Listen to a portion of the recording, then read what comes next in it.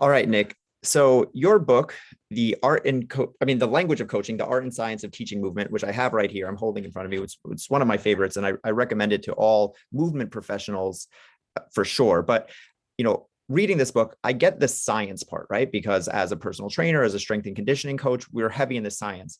But where does the art come in? So the the art is, Paul, I can be talking to you on this podcast about my work. Tomorrow I can be talking to an athlete where their experience is on center stage of the work coming to life, and everything in between. And in all those cases, we may be principally talking about the same kind of thing, but the way we say it, with what words, with what tone, with what verbal and nonverbal, all that might change to suit and better connect with the person in front of us. And so the way I like to frame that up from a communication perspective is, let's say we move into a house. Okay? I move into a house first, and I walk in and the walls are white. I'm like, I don't want white walls. I want blue walls. So I paint them blue. But then you move in 20 years later after I moved out. You're like, I don't want blue walls. I want red walls. Well, that's a lot like communication. It's still the same walls. It's the same structure. It's the same meaning, but how I get it across to meet you, your unique experiences, preferences, likes, and dislikes might require a different coat of paint.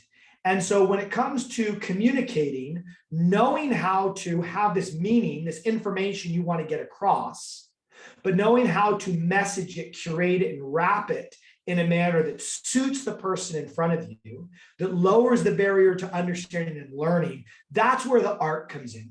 It's easy to give principles around how that works, but ultimately it is a skill that is learned in the act of using it. It's trial and error. It's offering something to one person and seeing it land. It's offering the same thing to another person and seeing it fall completely flat on its face.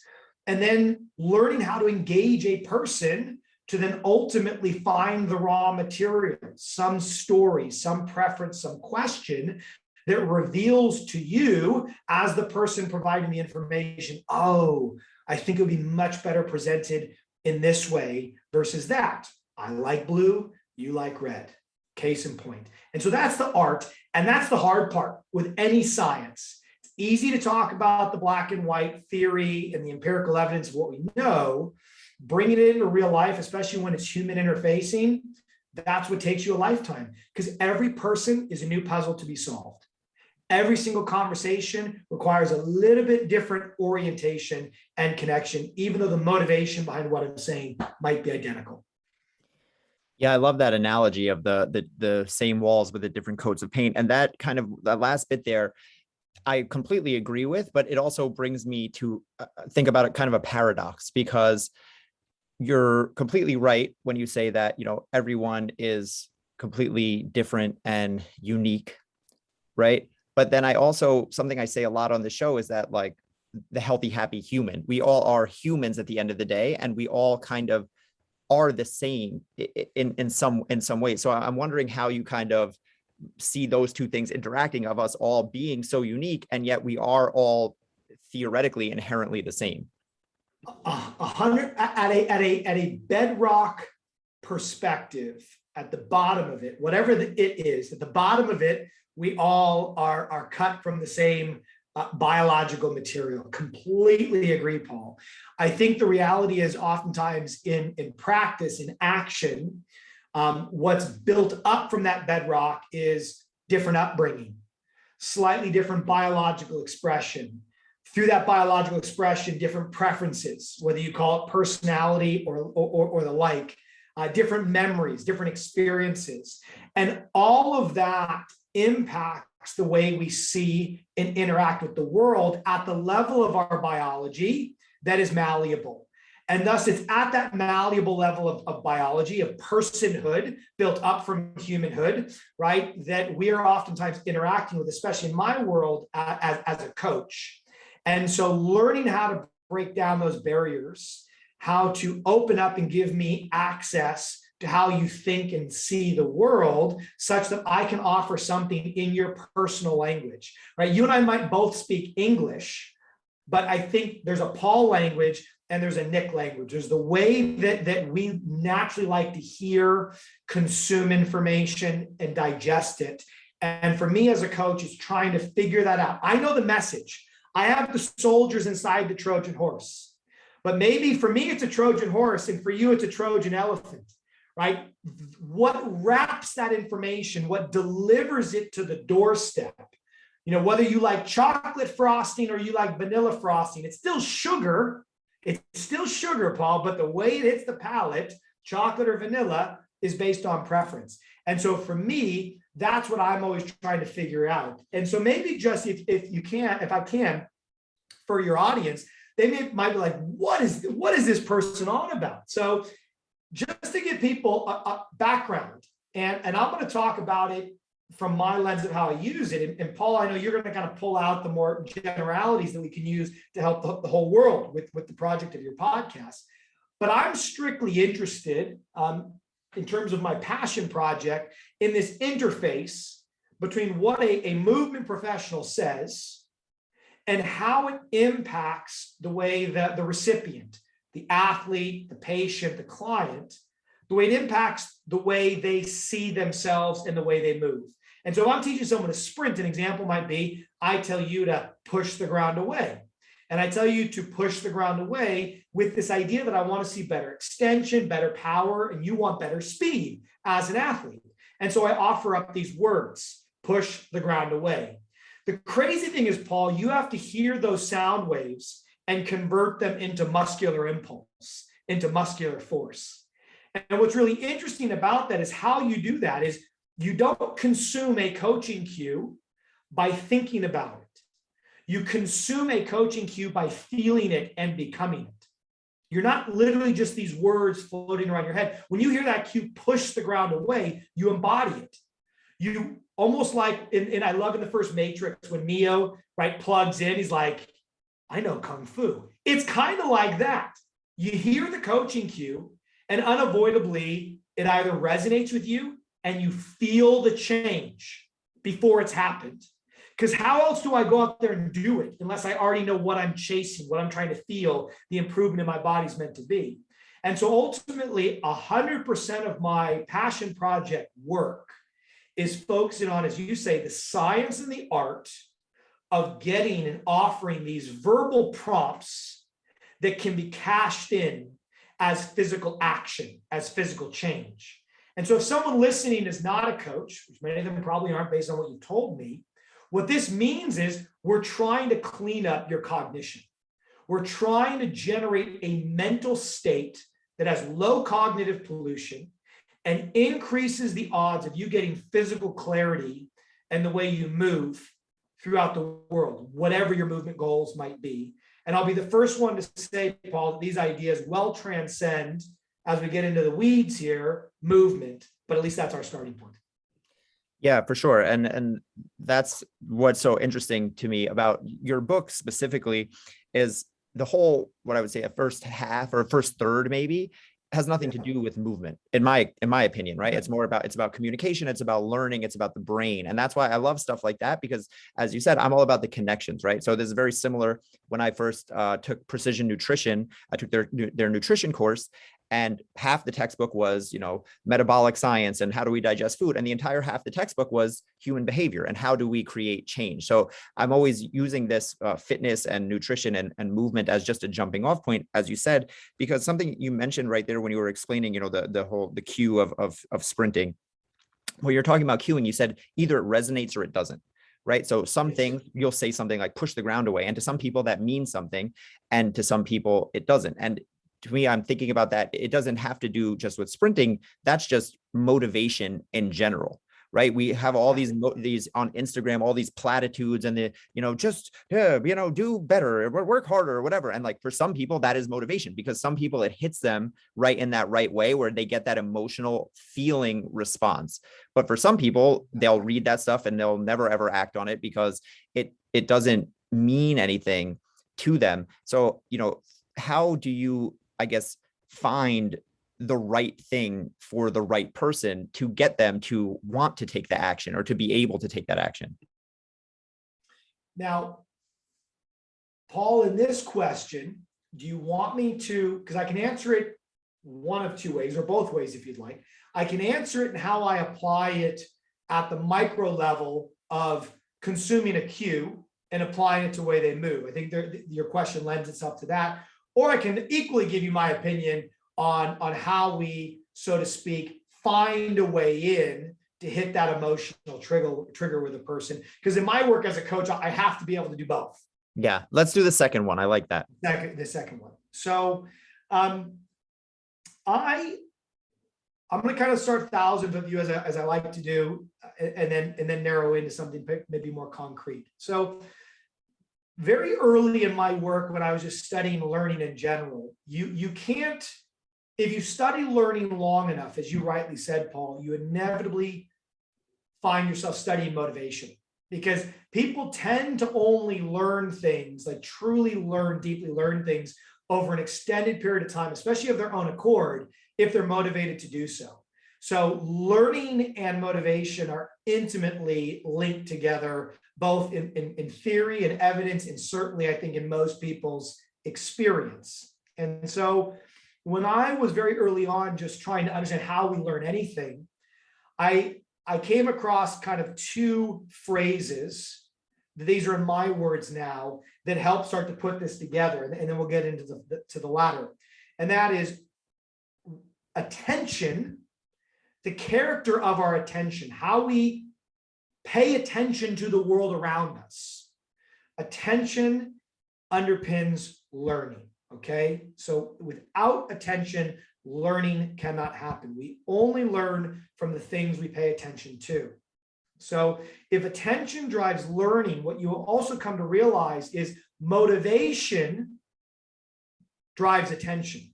We only pay attention to things long-term that are interesting to us, that we perceive to get some emotional value, some emotional positive investment back in ourselves, that even if it doesn't cash out in every moment, is working towards some pinnacle moment. So in sport, right, it's hard work, hard work, hard work. But if you're in the last game of the season, as people like to say, it pays off in this emotional, positive emotional release. Other people, well, they're playing music. They're getting that positive emotional return with every single moment of the activity. And whether it's sport, music, or for some people going on a walk, right? When your motivations truly align with your attentional investments as a byproduct, you find yourself in this flow state. And we know, and I'm sure you've talked about it on your podcast with Csikszentmihalyi, or if you look towards Taoism or Zen Buddhism or meditation, all of these different practices, principles, and definitions point to this harmony where you are fully invested in the now, fully invested in what you are doing, and doing it for the enjoyment of the act, no reward that comes as a byproduct of that act. Okay, so that is the space we're dabbling in, which is pretty cool, right? And impacts far more than just movement. So the question then remains, how does one, or what are the characteristics of motivation? And I think the characteristics of motivation, Paul, are not the same as how we find your motivation. I believe when we find your motivation, it will have certain characteristics, but you can't just know the theoretical characteristics and say, okay, that's enough for me to be motivated. But let's start with the characteristics. And for me, these have not betrayed my intuition or my own experience.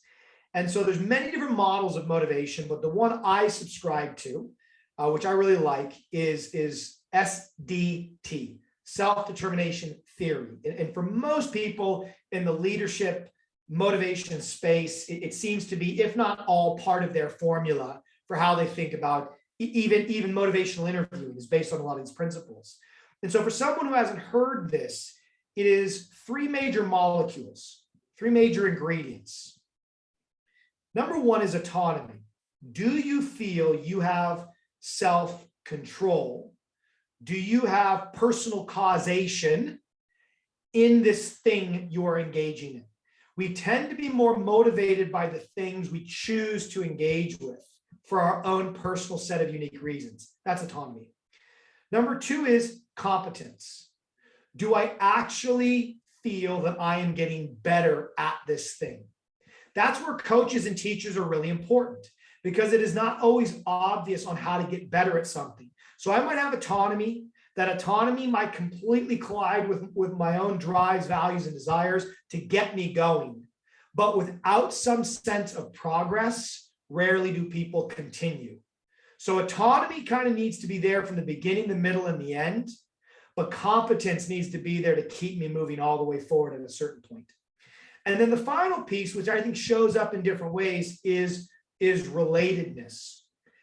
Normally, we like to do these things in some social context.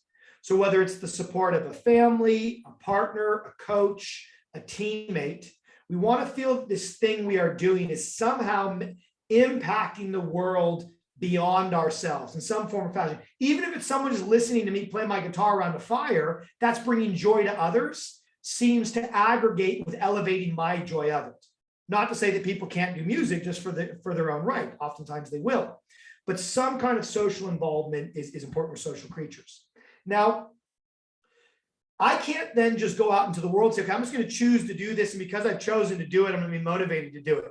Everybody listening knows that they've started many things and don't continue on with them.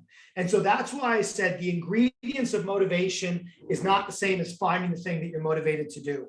And so how do you ultimately engender change? Now, I said this to you before I got on the call. I allowed myself to get in the worst shape possible as a strength coach about midway through COVID, okay?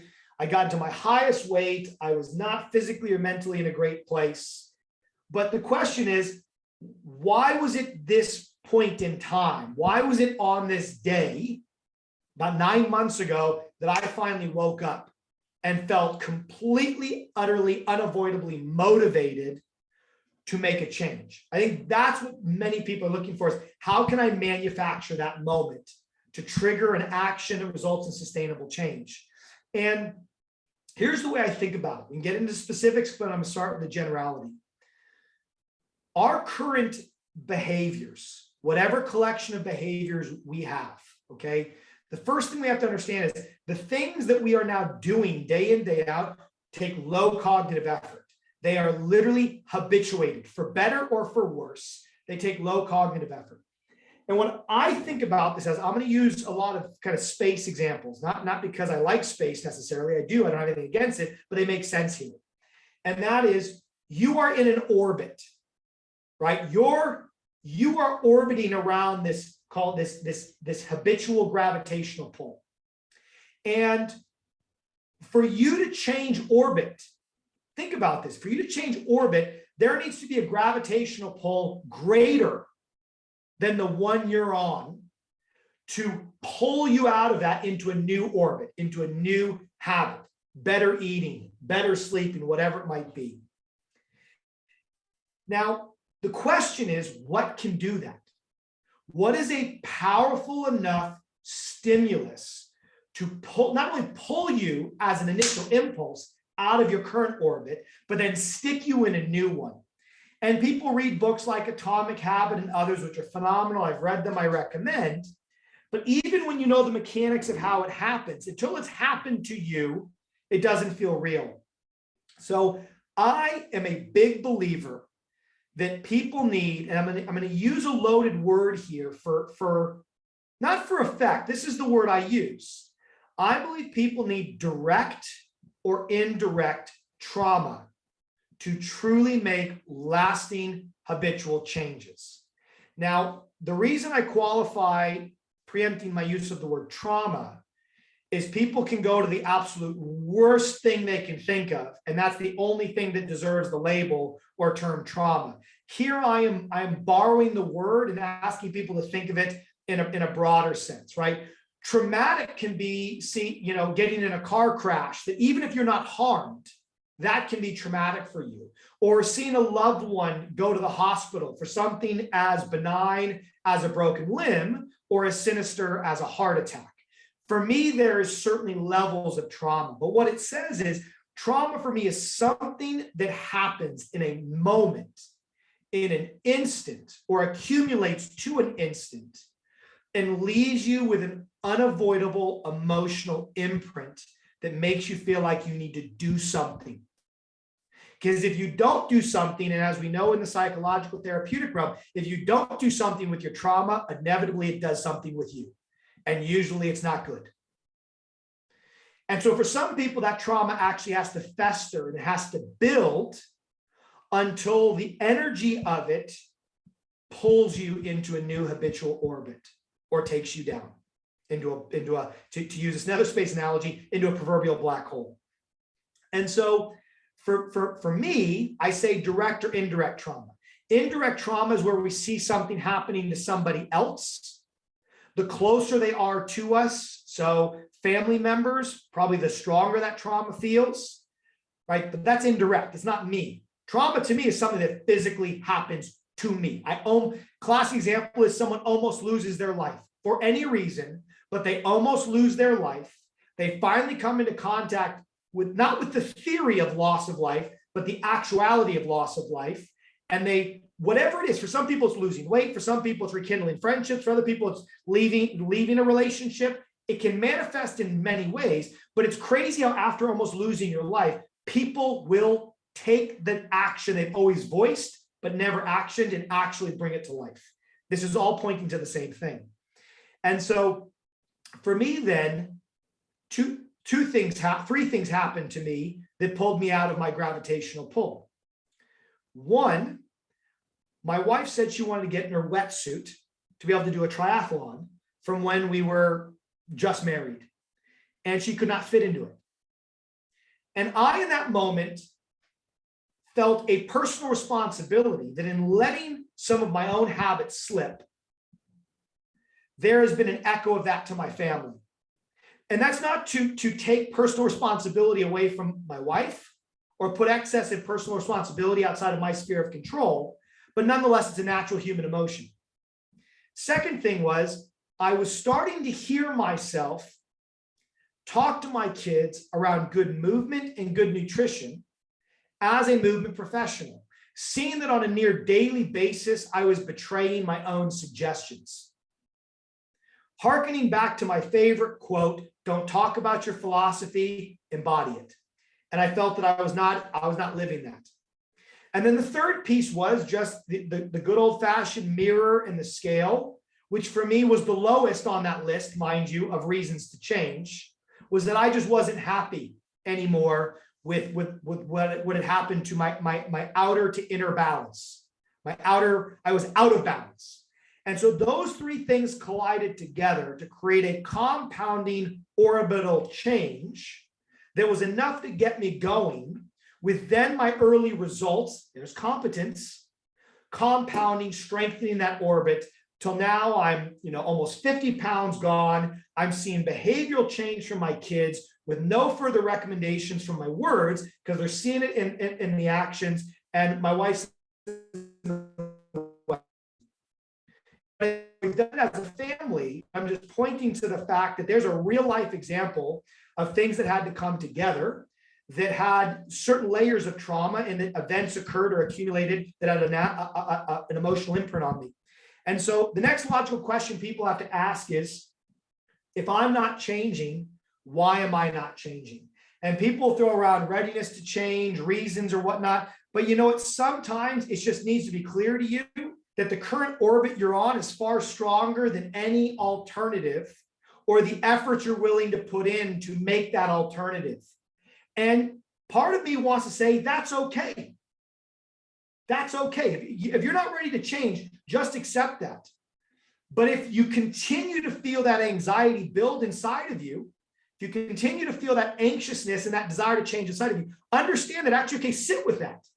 Sit with that, because you might just need to allow it to continue to accumulate until the gravity is strong enough to make the change, which means there's going to be this really painful middle point where you're aware of the pain and the desire to change, but it hasn't reached a critical level for you to do anything about it. But that's where reading the Instagram post and even listening to a podcast like this, for someone who's done it and can lay out the path, might accelerate some people's entry into giving it a go, recognizing that as they start to build results in the direction of travel, that sometimes can be the last bit needed to fully pull them into the new orbit. Yeah, wow. I love that. Everything that you just said. I mean, for anyone listening, the last, I don't know how you're, that 10 minutes or so is just a complete masterclass on human motivation and behavior. So rewind that and re-listen. And I just want to say, one, I always appreciate people coming on here and being open and honest about their own struggles and their own challenges. So I appreciate you sharing that a lot. And something that you said was that you felt out of balance, with your inside and your outside.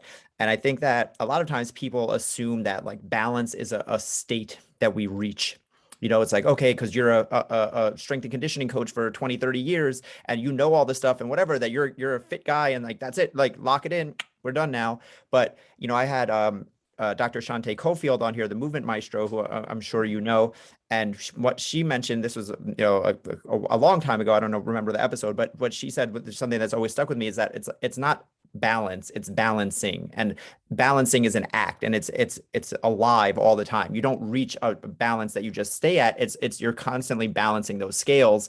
And 50-50 is balance, but 80-20 is also balance, and 99-1 is also balance. And sometimes our life gets out of whack in those ways. And that's when sometimes we just learn to live with it, and we just learn to accept that lower level of living. And sometimes the trauma happens. And I totally agree with that the way you phrased it, because I usually, when I was a personal trainer, I saw this all the time. It's like I would say people change when they hit rock bottom, for better or for worse. That is what it is, right? A lot of times, a lot of people would come into me at the gym, and it was because either they went to the doctor and the doctor told them that they had to lose weight, or they turned 50 and their dad died at 50 from a heart attack, or they saw it's always something crazy. To make crazy life change, is something crazy has to happen. So, and I think you're right as well when you say that, like, it's okay to say that, right? It's okay to say, like, I don't like where I'm at, but the reality of what it would have to do to change that is probably a little bit outside of my scope right now, right? Like, I don't like my weight, but I'm also not willing to do the things that I have to do to change that. So for right now, I'm going to stay where I'm at. And, I think that just phrasing it in that way then becomes a motivator for people, because people don't want to say that, right? What they want to say is, I can't, right? They want to say, well, I just can't lose weight. I'm too busy. I'm too this, I'm too that. But what is more powerful is to say that, like, I want to lose weight, but I also I value going out for drinks with my friends. And if this means cutting that out on Friday and Saturday nights, then that's not something that I'm willing to do. But then that brings us face to face with that discrepancy, that internal discrepancy. And then we have to kind of balance that and figure it out. So I'm curious if you found a way that you either used in your personal life or with your clients, or anyway in general, that we can maybe skip the trauma, or fast track it at least. Or if I'm saying that it literally is that we have to, again, hit rock bottom before we're going to make that change. Well, I think in a manner of speaking, you've answered that question in the formulation of it, in the way I think, and that is, I find myself getting some internal signal that the way I'm to use use the maestro's term, the way I'm presently balancing feels out of balance. We all know what that feels like in our own first person experience. We get some kind of emotional response that alerts us to something. Usually what I think about is it takes me away from the now. Anytime something takes you away from the now, I believe it's the wholeness of your being telling you that something's not jiving with you right now. And many people will be like, well, geez, Nick, Paul, that's me every day, all the time. Well, yeah. And that's why podcasts like this have purpose. That's why people like Tony Robbins exist. That's why, people have to create techniques like motivational interviewing, because it's to help people get better at their balancing. And so how do we fast track it? I believe everyone's pathway to fast tracking is a little bit different. I always joke around that the most important person the motivational book is for is the person that wrote it. So many people forget that you don't write a book like that having not been through something. And you feel so compelled to share what worked with you, falsely thinking not through any sinister way, but falsely thinking nonetheless that it will impact everyone in the same way equally. And for some, it does. And I think really, really popular people like Tony Robbins and others probably have more universal messaging that does more good than not and impacts more than not. And then other people have a more nuanced way of going about things. But either way, these principles exist. And what you'll find is some of them contradict each other, but work equally nonetheless. And so I think the first thing to recognize is not everything is going to work for everybody. This is why you could have 20 different fad diets at any given time on the social sphere and thousands of raving fans, right? And critics across each of them. And so the first thing that people have to recognize is it's about finding the way for them, not the way. And also recognizing that they're up against it nowadays. They're up against it because there's so much noise out there, whether it be at the bookstore, to Twitter, to Instagram. There's so much noise, and that they need to give themselves a little bit of a little bit of credit and a little bit of space to recognize that what they're trying to do now is harder than ever, to try to come to the source that will work for them. Because now they have to put in all of this waning energy just to find the solution. Then they have to study and understand to then start their journey. And that's why many people, it's these preemptive steps before the action begins that exhaust them, attentionally overloading, and they say, forget it. I'm just going to keep doing what I'm doing. But that's doom and gloom. So let's try to put some light on that. When I feel the internal voice that says, yeah, something needs to change, I will read. I will start to read. Or I'll do more podcasts, or I'll do more presentations. I start to take action, not knowing where that action will take me. Meaning I am missing a critical ingredient in my meal right now, but I have no idea what the ingredient is. Because if I knew what the ingredient was, Paul, I'd put it in the soup. And so how do I figure out new ingredients, new concepts, new triggers? I've got to expose myself to new stuff. And so I have to play in that realm of trying to figure out what I don't know, right? So I know what I don't know, and then there's the I don't know what I don't know. I'm trying to play in those two outer rings of my existence. And for someone like you and I, who come out of this human development, human behavior movement space, it's far easier for us. We still have to take the same actions. You and I still need to read. We need to search. We need to seek to understand. You said earlier, me research, me search versus research. I love that. My me search, yes, I can shortcut it because I probably know the authors, the books, the concepts, the key words to get me to the information I need. And so again, here's empathy back to the listener who doesn't come from this space or this world. They have an added challenge. They can know they need to read, or they need to take some form, but it can become overwhelming to even know where to start. So even on that end, we have a bit of an advantage. But there's this concept, just to put a footnote on this, that I think is really interesting in baseball. Okay, and I was sitting with some hitting coaches one time, and this will come back. And they were talking about how they teach hitting. And they were just giving one of their internal chats around coaching at a minor league team. And I heard one of the coaches say, hey, one of our key concepts we're talking about with the players is move to see. Move to see. And what that meant is they literally need to have their body moving in some form or fashion towards the pitcher. Doesn't mean they're going to swing, but moving towards the pitcher. Because what that does is by moving, it actually causes the horizon to cross the eye. And when the horizon crosses the eye, it actually gives you a richer picture of what is in front of you, helping the hitter go, no go, swing, don't swing. I love that for life. Move to see. If you currently feel blinded by your circumstances, if you currently feel immovable, then any action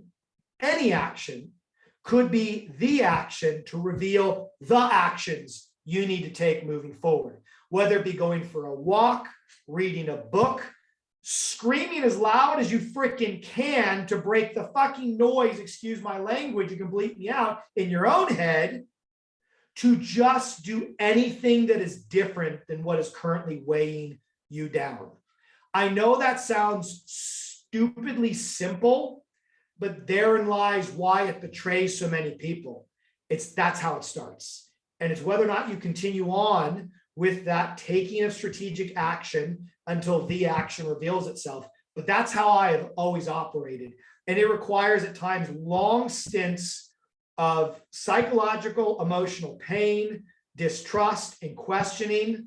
But you know what, Paul, as my favorite philosopher says, a fire cannot burn itself, nor can a knife cut itself. So when you fully step into it and become it, ironically, the harm starts to go away and you own the change that the pain in the first place is clearly telling you you need to take.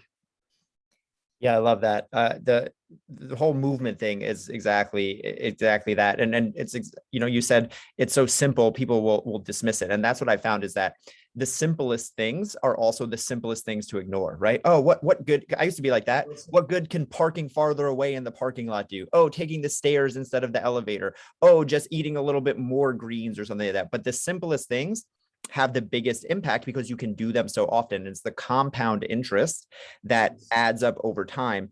And what you said about movement there, move to see, I mean, like, this is what my philosophy of life. I've done an entire episode about this back a couple of weeks ago, but literally I say, like, movement is life. Stillness is death. It literally is. It is that simple. Movement is the law of the universe.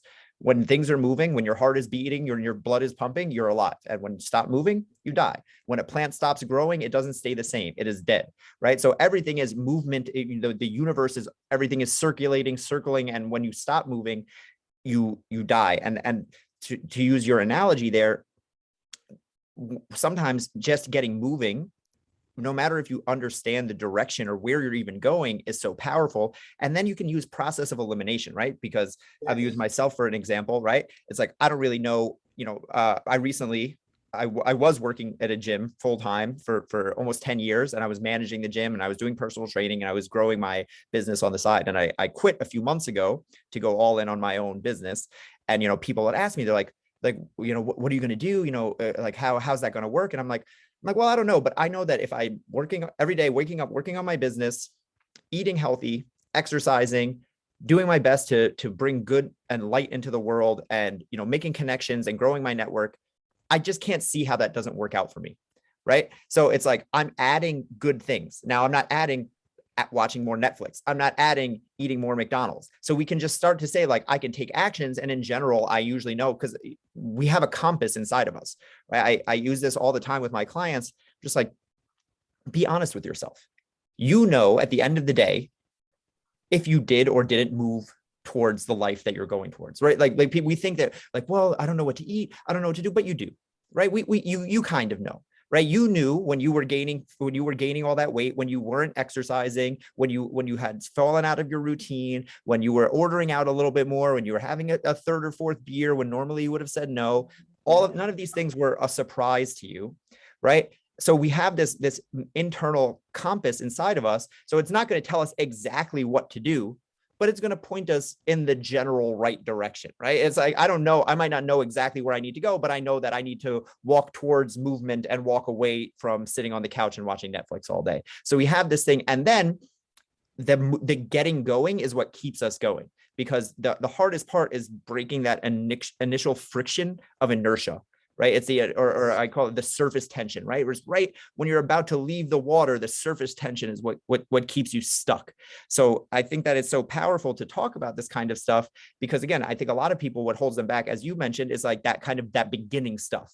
Where do I even start? How do I even find this stuff? And admittedly, it is easier for me, right? It is easier for you because I live in this world and I do this research on my own as part of my job. And we are fighting against this world of infinite inputs where we only have so much time in the day, and it's so easy to get distracted, and it's so easy for people to kind of fall off of the thing when they don't even know what that thing is. So what I'm wondering is if you have any ideas about kind of you mentioned, like, the noise, right, of quieting the noise, or what do you do, in a world of that's just blasting me in the face with, we call it opportunities, call it inputs, call it noise at any given moment, but where focus is, I think, the currency that is going to take us the farthest in the next couple of decades. How do we find the balance between those things? Well, again, I think you've captured and framed a way to answer that in part as you formulated the question, which I really like. And that is, as humans, we over assess or overvalue our predictive abilities, which I think then means that we can at times create this idealistic endpoint that we want to achieve, or pathway to this endpoint. And we try to predict all the steps that will get us there. And in doing so, it can mean that we spend a lot of times retreating from reality in our head, theorizing, well, if I do this, or it's not quite the right time, or I need to wait for this to happen. And it's because we have all of this prediction going on that certain things need to happen in a certain way, in a certain order.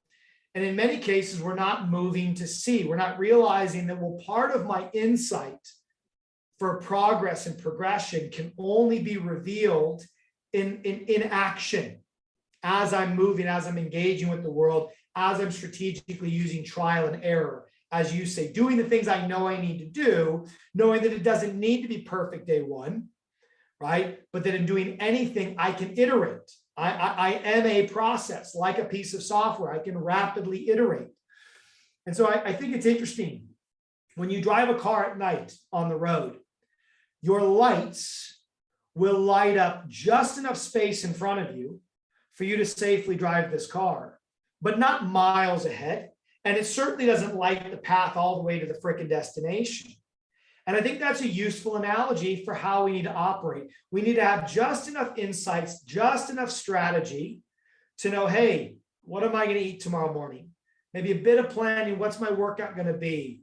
Understanding if something doesn't quite feel right, I'm going to pivot. I'm just going to go for a walk today, but I'm still going to be active, right? I know activity is the output. How I get to that might have 3 or 4 different strategies, 3 or 4 different nodes. And so I think people overly burden themselves with all the things they have to plan, predict, and account for all the way to the future, when they just need a strong pair of headlights, just enough to see far enough in front of them to make the next step, the next best decision. But as you say, it's difficult to get going on that journey. It's difficult to get started. But I'll be honest, I used a similar enough analogy with the orbit, breaking the orbit, the initial break of momentum in one direction to start going in the direction needs to be larger at first than it does once I'm actually moving in the direction of travel. And so how do you initially start it? I think a lot of the commentary we've provided so far lends itself at the very least to how to think about that. But for me, I know I'm a mental ecosystem that affords itself for making good decisions. And in doing so, affords itself for enriching and deepening the right habits, but also starting to change others. And so I'll go back to something I pointed to early on in this conversation, and that is around looking at the balancing act between internal theorizing, concept, self, past, future, versus externalizing and being utterly embedded in the now, in the moment. And everyone knows that when they're in a flow state, when they feel in their balancing to be in balance, that typically that involves them heavily involved in life, an active participant in life. When you can't remember what you did that day, Paul, that usually for me is a pretty good sign. I spent a lot of it ruminating. I don't know if people have ever thought about it that way. In fact, I've never even thought about it that way until I just uttered those words. But I actually think that that's an interesting thing to reflect on. On a day where you're like, what happened today? What did I do? I wonder how much of that is because actually your attention was not placed on your circumstances. You weren't embodied and enacted in a real sense in the world around you, but you had retreated, you were ruminating, you were thinking, you were worrying. And so it's like, how can you take action that centers yourself? I know for me, stuff that I qualified, even though I wouldn't voice this to my wife, as a lot of woo-woo, would be like hiking. I thought of it more as like this mechanical investment. Okay, I'm going to go hike to get my, caloric expenditure out, but I wasn't thinking about it for the act and love of just doing it. Cold water, sea swimming, cycling, right? My world was just this mechanical. I'm in a gym. I lift weights for this very specific, if not superficial reason. And so for now, in many a great philosopher, I think it was Nietzsche that said, all great ideas occur while walking. And so getting out and taking action into an environment, and here's the key word, that centers me back on life. When I say the word life, I'm not talking about it in this very gaseous proverbial sense. I'm talking about life around you, the world around you. Get back in contact with the grass, with the air, with the water, with nature, things that you can sense, feel, touch with your whole being that is in that moment real. It's true. It's not this, will this happen in the future? It's not this theoretical, why did that happen in the past? It is a freaking oak tree that is there and as unjudgmental as the life you want to live. And sometimes it is reminding yourself that this is the theater that life plays out in. And every time you're upstairs ruminating, you're off stage. Now, there is a time you got to learn your script. You got to read your books. You got to get your skills right so you can get the most when you are acting, showing up in life. But you will start to internally suffer deeply when you lose sight that the world that you actually want to exist in and where you are most fulfilled is not behind the fucking curtain. It's out on the stage. And that takes work to ask yourself, am I on stage right now? Not in the superficial, literally acting sense, but the theater of your life where you are the main character in the freaking audience. Are you enacting? Are you participating? Or are you a passenger of your own life? These are bumper stickers, they're Instagram reels, yes, but they're also true. And it's trying to find a pathway to live that truth for yourself. I'm on that journey. You're on that journey. Everybody is. But for some people, they need to recognize that that's what's playing out. And that for some is what's needed to start the change. Wow. I love that. I love that, that little epiphany that you just had, because I've never thought about it that way either. And I think that that's super powerful. I'm going to actually ponder on that a bit today.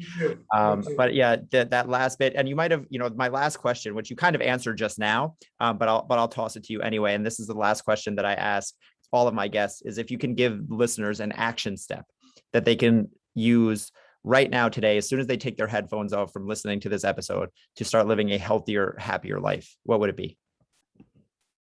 If I was literally to give a singular action step of any other, and again, the person the motivational book was written for above all else is themselves. So there's my bias coming into it, is go take a 30 to 60 minute walk. Wherever is going to bring you the most joy. And if you're inside, it's raining, you don't want to go outside. I live in Ireland, so we get out no matter what. I would sit quietly for 30 minutes and reflect, create space for this podcast to work on you. Because if you go right on to the next thing, you may as well not listen to it at all. So for me, something that allows you to create some space to process and reflect and see what, if any, of this information was useful. That's amazing. And so perfect, so simple, so actionable. That's beautiful. Nick, thank you so much for being here. This was above and beyond all of my expectations that I had. I really enjoyed this conversation. So I just want to say thank you, and that I appreciate you taking the time to do this. Well, Paul, thank you for creating a platform to consistently put good into the world. So thank you. That's awesome. And, I will link to your book, The Language of Coaching, in the show notes for anyone who wants to check it out. But is there anything else that you're working on or that you're excited about coming up in the near future?